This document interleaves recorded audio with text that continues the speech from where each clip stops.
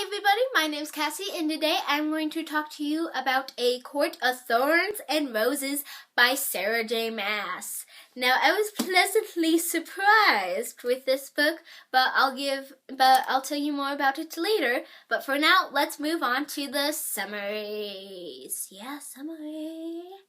So, anyway, this book is about a girl named Feyre, and she is poor, and she is the one who provides in the family because everybody else in her family is too lazy to do anything else.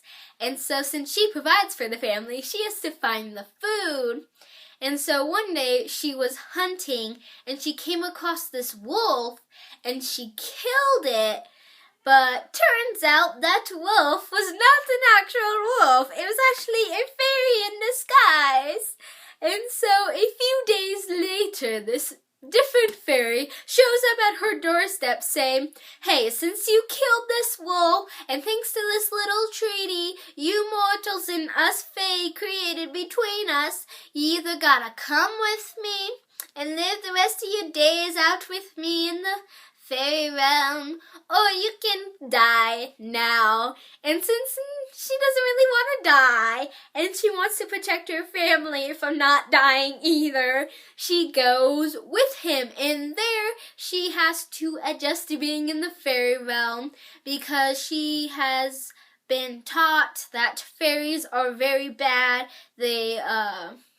They're evil, they do mean, vicious things to mortals, and so when she gets there and she finds out that not all the fae are like that, she's like, oh, I have to adjust to this, and so it takes a really long time for her to adjust to it, but then along that route, she finds out that there is this thing called a blight happening in the fairy realm, and this blight is affecting a lot of it's causing lots of trouble, and so then she has to figure out what she's going to do about the blight, because she finds out that it could affect the mortal realm eventually, and she's like, oh, I gotta protect my family, because she's been protecting her family for a very long time. It's still stuck in her mind, and she would do anything for her family. So, yeah, that was the summary. Very fun.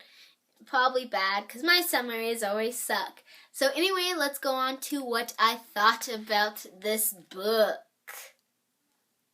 Anyway, as I mentioned earlier, I was actually really pleasantly surprised reading this, because I have heard Sarah J. Maas is a very good author, and I was just like, I should probably check it out, but the Throne of Glass covers, they kind of scared me off, so it's just like, but eventually I just finally requested this series from the library, and when I read it, I was like, oh my gosh, this is just absolutely amazing. The way she portrays all the characters, and the way she creates the relationships between the characters, and then the characters themselves, and the world she created is just absolutely beautiful, and I loved how she told the story. I thought this whole book was just absolutely amazing.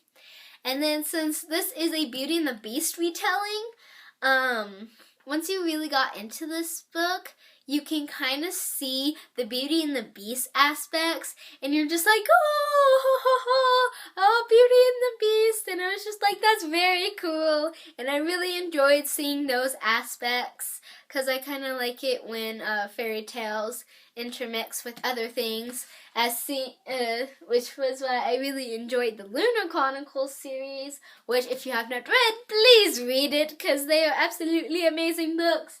If you can't tell, Cinder and Scarlet have gotten some TLC, because they're my oldest books. Haha, did you see that?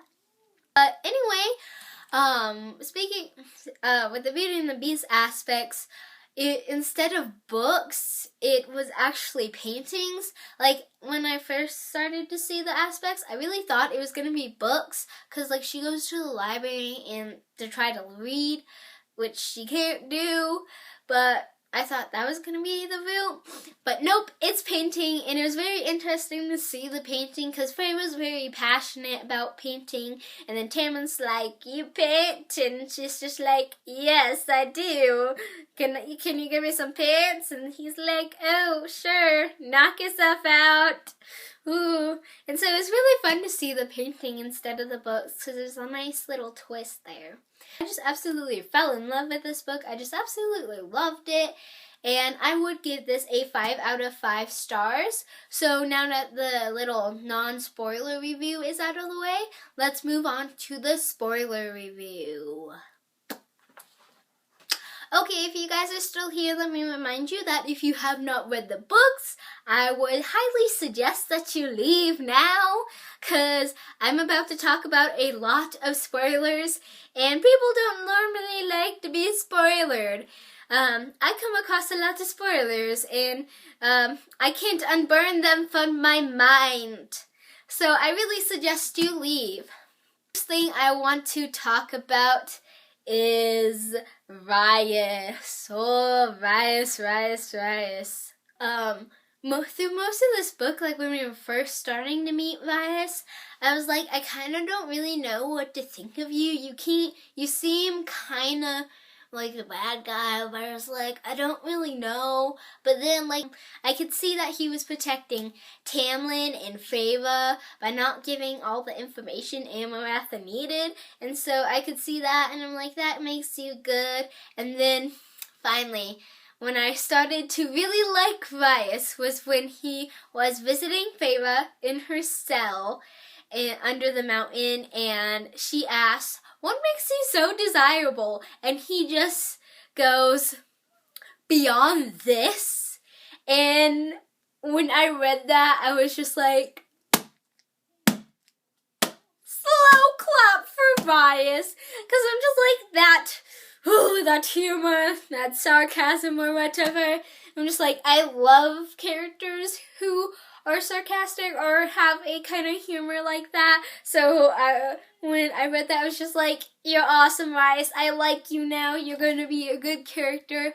And so I'm really looking forward to seeing more of his humor, hopefully, in A Court of Mist and Fury. I'm really looking forward to reading that book. And then another thing I want to talk about, Rias, is on page 415.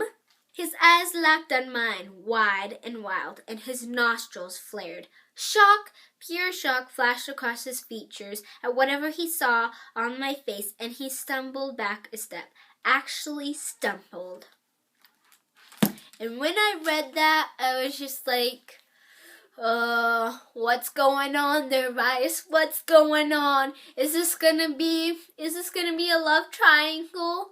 Because, like, when I looked at the pronunciation guide on the back, I was just like, oh, is this going to be a love triangle? And so I was just like, oh, that's going to be fun. Because, like, I don't know why, but right now I'm, like, not really in the mood for love triangles. And so I was really happy when there wasn't one. But now I'm just like, I'm not so sure. And so I'm interested that plays out in A Court of Mist and Fury and how,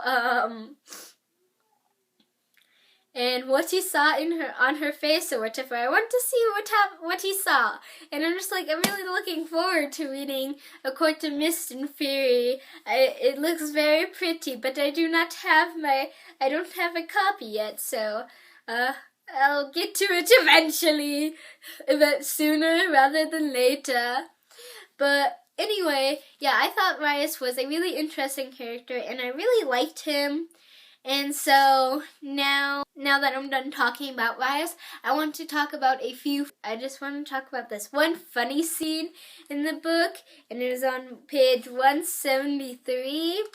And so Tamlin is following Feyre as she is going through the forest, and Feyre knows that because sometimes he's not really stealthy. Well, he is stealthy, but she kind of like can pick up cues of when he's there. And so since she's a hunter, she set up this little snare trap, and he just walks right into it. And then as he's dangling from the snare trap, Feyre just walks right up to him and smiles, and he just growls, "Cruel human." And she's just like, "That's what you get for stalking people." And then he just laughs, and I was just like, oh, that scene is very adorable. I really liked Tamlin and Feyre together, but I don't know what is going to happen in A Court of Mist and Fury, and so I'm like, ooh, what's happening? If Tamlin gets his heart broken, I'll feel bad for him, because it would suck for Tamlin, because he's had a rough past, a very rough past. So yeah, I just thought that Tamlin and Feyre were quite adorable together.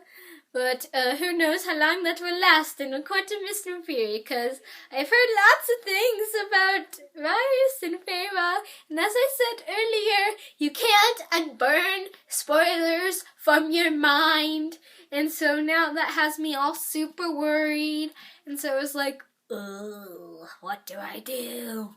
And I'm just like, you just read it, Cassie.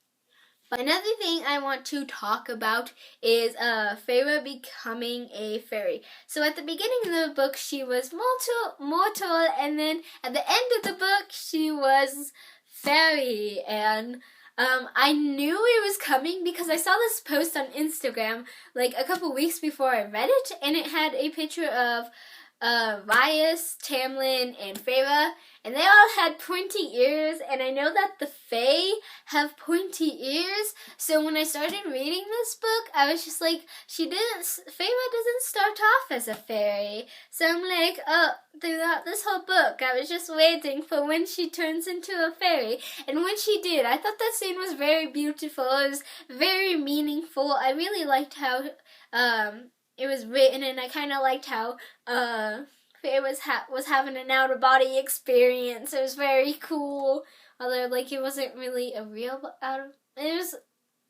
it's complicated. It was very complicated experience that she had when she saw her dying body. Ooh. And as I said, more interesting things in A Court of Mist and Fury. But last thing I want to talk to you guys about is the riddle Amarantha gave Feyre. And so, when I first read the riddle, I was like, oh, Amarantha must know that Feyre had been poor for a while, so I kind of thought that the answer to the riddle was wealth/money. And then when it was mentioned 50 pages later, I was reading out on the couch with my family, and I was just like, I should get another person's perspective about what they think the answer to this riddle was about. So I gave it to my dad, and he read it, and then when he was done, he was just like, what did you think the answer was? And I was like, wealth. And he's like, I'm pretty sure it's love.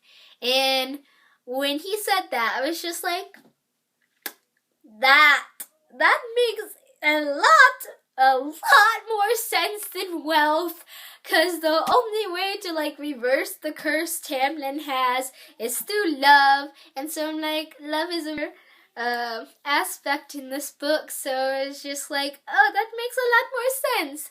And so the answer was love. Right before Feyre's last trial, on page 388, Amarantha is talking to her, and Amarantha says, "You never figured out my riddle, did you?" I didn't respond, and she smiled. Pity, the answer is so lovely. And I was just like, I closed the book, and I was like, really, Feyre? Really? She's given you the answer right there, like minus 2 letters, the L and the Y, but otherwise she's given you the answer, and it was just like, oh, if you could have realized this 30 pages earlier, you could have solved a lot, you could have caused lots less trauma here, but I guess that's the way books work, that's how books work, but I was just like, really, Feyre? Really? The answer? She's just giving you the answer, and you didn't even know, and I was just like, ugh. But yeah, just to wrap this video up, I thought this was a really good book, and I really enjoyed reading Sarah J. Maas because this was my first time reading her, and I really enjoyed it, and I would suggest if you haven't read this book that you do read it because I really enjoyed it. And you might too if you like fantasy, or if you've read a Sarah J. Maas book and you like her writing, then read this book. Anyway, my name's Cassie, and I'll see you guys around.